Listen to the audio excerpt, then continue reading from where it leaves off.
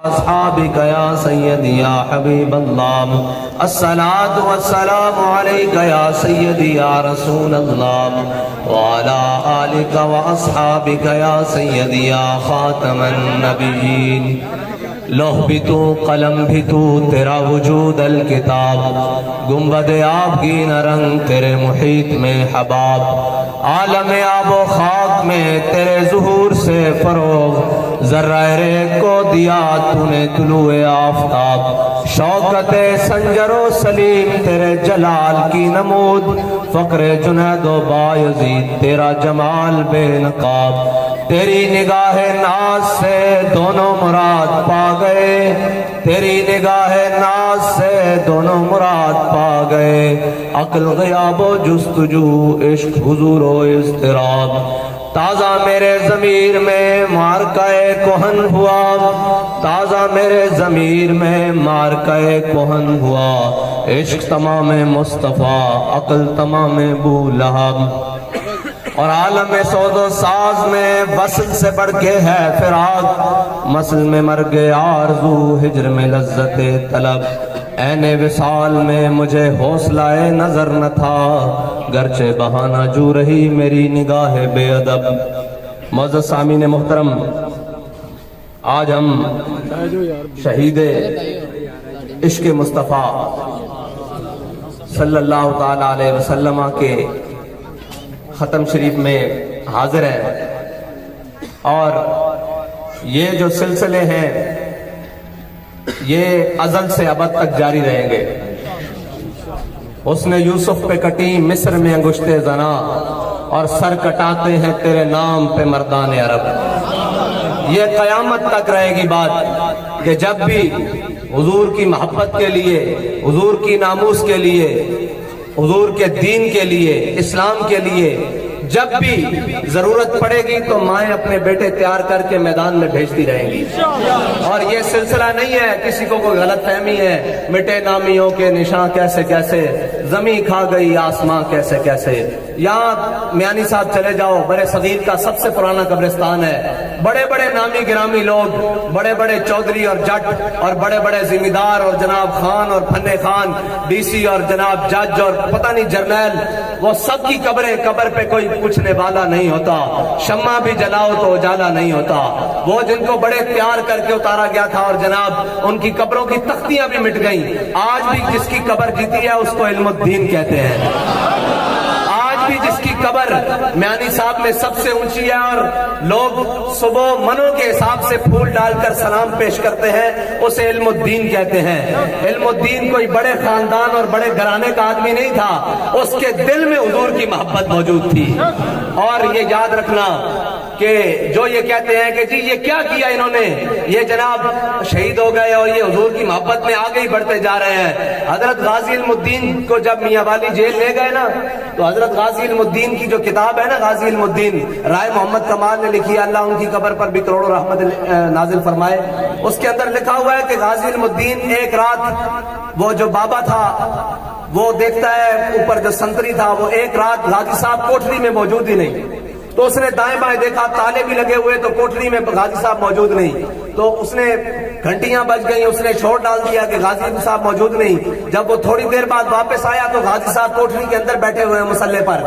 تو سارے لوگوں نے کہا تم دیکھتا نہیں ہے تو بڈھا ہو گیا تجھے پتہ نہیں لگا غازی تو اندر کوٹری میں موجود ہے تو جب سارے چلے گئے اس نے کہا غازی صحیح بتا کدھر گیا تھا اس نے غازی صاحب نے کہا تو بتا اس نے کہا غازی جس نبی کے نام پر تو جیل پر آیا نا جیل میں آیا اس کا تجھے واسطہ دیتا ہوں تو بتا کدھر گیا تھا تو غازی صاحب نے کہا کہ مجھے ابھی مولا کائنات آئے تھے وہ اٹھا کر حضور کی کچہری میں لے کر گئے تھے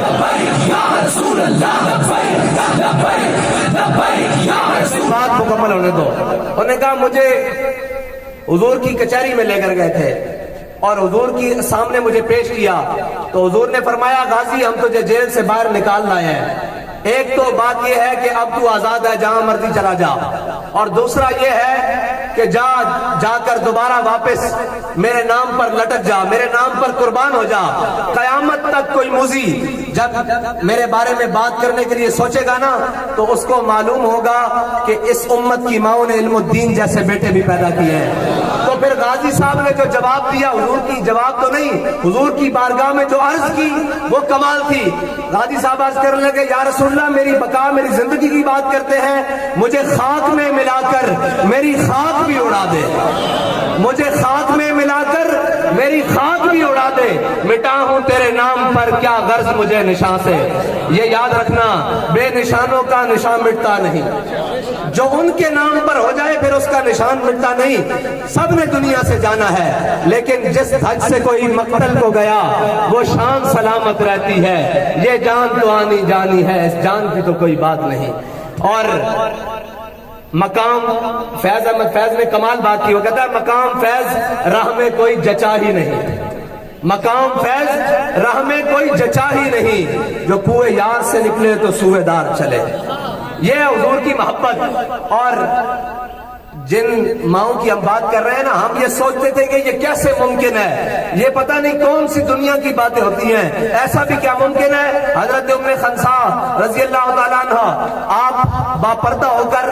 اپنے بیٹے کی لاش پر آئی نا، جب آپ کے بیٹے شہید ہو گئے میدان احد میں، تو آپ پورا پردہ کر کے جب اپنے بیٹے کی لاش پر آئی نا، تو لوگوں نے سوال کیا، انہوں نے کہا مائی جی آپ کا بیٹا دنیا سے چلا گیا، آپ پھر پردے کا خیال کرتے ہوئے باپردہ ہو کر بیٹے کی لاش پر آئی ہیں۔ تو مائی صاحبہ نے جو جواب دیا نا، وہ قیامت تک امت مسلمہ کی بیٹیوں کے لیے منارہ نور ہے۔ مائی صاحبہ کہنے لگی او میرے حبیب کے غلاموں، میں نے بیٹا کھویا ہے، شرم و حیا تو نہیں کھویا۔ ہم کہتے تھے یہ پتہ نہیں کون سی باتیں ہیں، کیسے ممکن ہے کہ ایک ماں اپنے بیٹے کی لاش پر آئے اور جزا فضا نہ کرے۔ پھر ہم نے ابھی 3-4 دن پہلے دیکھا کہ جناب جب مبشر بھائی کی والدہ نے ہم سے بات کی نا، تو انہوں نے کہا میں نے ان سے تعزیت کرنی چاہیے، تو انہوں نے کہا آپ تعزیت کیوں کر رہے ہیں، مجھے مبارکباد دیں کہ مجھے اللہ نے شہید کی ماں بنایا ہے۔ تو یقین جانے مجھے اپنے کانوں پر ایک مرتبہ تو یقین نہیں آیا کہ اس دور میں،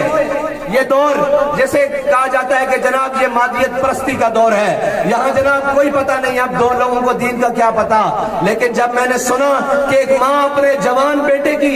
شہادت پر یہ کہہ رہی ہے فخر سے کہ مجھے مبارکباد دو، اللہ نے مجھے شہید کی ماں بنایا ہے۔ اور علامہ اقبال کہتا ہے ہر دو بمنزل رواں، ہر دو امیر کارواں۔ اقبال کہتا ہے جب بھی تم حضور کی محبت کے لیے نکلو گے نا، تو میں ہر قدم پر 2 چیزوں کا سامنا ہوگا۔ اقبال وہ کیا ہے؟ کہتا ہے ایک عقل اور ایک عشق۔ کہتا ہے عقل یہ کہے گی چھڑ تو جا کے کی کرنا، چھڑ اٹھے جناب انج ہو جائے گا، دنیا تو چلا جائے گا، حضور دے ناتے چلا جائے گا، ایک ہی ہو جائے گا، نقصان ہو جائے گا، پکڑے ہو جائے گا، ایک مولوی نے اپنی گل بڑھائی ہوئی، انہوں نے اپنی گل کٹی ہوئی۔ اقبال کہتا 2 چیزاں برابر آ جان گیا، عقل اذان ہو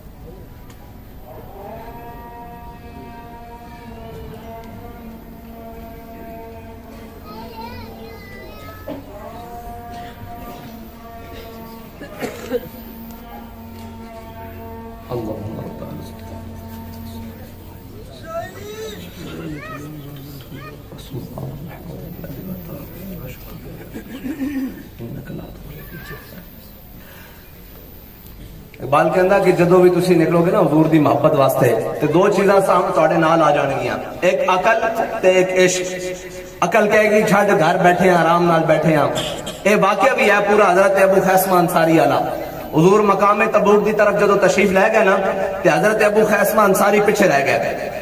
اور اے جدو گھر آئے تے انہوں نے دیکھیا گھر پانی دا چھڑکاؤ ہے، ٹھنڈا پانی موجود ہے، اور جناب کھانا لگیا ہویا، گھر والیاں نے سارا کچھ تیار کر کے رکھا ہویا۔ تے جدو آپ کھانا کھان لگے نا، تازیاں روٹیاں سامنے پیاں، تے کھانا کھان لگے تے خیال آیا حضور تا مقام تبوک دی طرف تپتے صحراؤں وچوں گزر کے جا رہے ہون گے، تو آپ نے اسی طرح کھانا بندیا اور اپنے موڈے ہوتے لٹکایا اور چل پیا حضور دے پیچھے۔ تے اقبال کہندا پھر انہاں کول بھی دوویں چیز آ گئی، عقل بھی آ گیا تے عشق بھی آ گیا۔ اقبال کہندا جدو عقل آئی تے وہ کہنے لگی چھڈ حضور نہ اتنا بڑا لشکر جا رہا، تو نہ نہیں گیا تا خیر ہے، عشق آہدا ادھر چلی عقل بہیلا می برد، عقل آ کے رہن دے پیچھے ہٹ، عشق برد کشاں کشاں، عشق پیچھو دھکا لاوے چل اوتھے چلیے جتے حضور جا رہے ہیں۔ چلو تے چلیے جتے حضور جا رہے ہیں، چلو تے چلیے جتے حضور جا رہے ہیں۔ اسی طرح اسے واقعے دے اندر حضرت ابو ذر غفاری دا اونٹ زخمی ہو گیا، جب اونٹ زخمی ہویا تو عذر بھی بن گیا کہ سواری بھی موجود نہیں، اور جناب اٹھ دا علاج بھی کراندے رہے، لیکن اٹھ جہاں بر نہ ہو سکیا، صحیح نہ ہو سکیا۔ حضرت ابو ذر غفاری نے نا اس طرح اپنا سامان بندیا تے سر ہوتے رکھیا تے حضور دی طرف چل پے صحرا دے وچ۔ تے میرے آقا و مولا صلی اللہ علیہ وسلم نے صحابہ نے عرض کی تھی، یا رسول اللہ دوروں ایک سایہ نظر آ رہا۔ آپ نے فرمایا وہ سایہ نہیں، وہ ابو ذر آ رہا۔ انہوں کو بھی ہزار بہانے سن کہ یار میرے کو سواری کوئی نہیں، اتھو ہی واپس لوٹ جاواں یا اتھے ہی رہ جاواں، لیکن عقل بہیلا می برد، عقل اخدی چونکے چناچے رہن دے کس طرح ہوئے گا۔ عشق برد کشاں کشاں، عشق اخدا چل چلیے اتھے جتے حضور تشریف لے کے جا رہے ہیں۔ او عشق کی سی نا عقل والے دا سارے گھر بیٹھے رہے، عقل والے دے سارے آکھیا کوئی گل نہیں جی اسی احتجاج کر کے گھر مڑاواں گے۔ او تا ویل چیئر تے بابے دے بیٹھے وچ عشق کی سی نا جڑا انہوں نے چک کے فیض آباد وچ لے گیا، اور وہ ویل چیئر تے بابا جی دے بیٹھے ہوئے بابا جی وچ عشق کی سی نا جڑا انہوں نے چک کے پھر ناموس رسالت واسطے فیض آباد دے مقام ہوتے جا کے بٹھا دیتا۔ اور جناب جدو تے شیلنگ ہوئی تے جناب جدو تے گولیاں چلیاں، اسی کیا جناب حالات خراب ہو گئے۔ آپ نے فرمایا مزہ ہی ہونا آیا، حضور دے نام تے ساری زندگی کھادا، جان دین دی باری آ گئی، اور کسی نے پیچھے نہیں ہٹنا۔ تے پھر اساں دیکھا کہ جان بھی دیتی اور حضور دے نام تے دیتی، اور جانا چلیاں بھی گئیاں، لیکن اے آکھیا مارو مارو مار مکاؤ تے میرا عشق نشے وچ آیا۔ جس طرح مشکلیں ودیاں اس طرح عشق زیادہ دلیر ہو کے سامنے آندا رہا۔ اور علامہ اقبال اخدا عاشقانے ہو سے خوباں خوب تر، اقبال کہتا جدو عقل صفاق ہو کے ظالم بن کے اور یہ آکے اسی میراج شریف کے جلوس دے ہوتے بھی فارے نہ کرنیاں اور لنگن نہیں دینا، تے جدو عقل صفاق ہو کے سامنے آ جاوے تو پھر کی کرتا عشق زیادہ دلیر ہو کے اس کے سامنے ہو کے کھڑا ہو کے کہندا کہ ستم کرے درا ہنر آزمائے تو تیر آزما ہم جگر آزمائے۔ وہ کہندا وہ تیرے کو گولیاں مک سکتیاں ساڑیاں زبانہ اور ساڑے بندے نہیں مک سکتے کہ جڑے نعرہ لا نام دے مصطفیٰ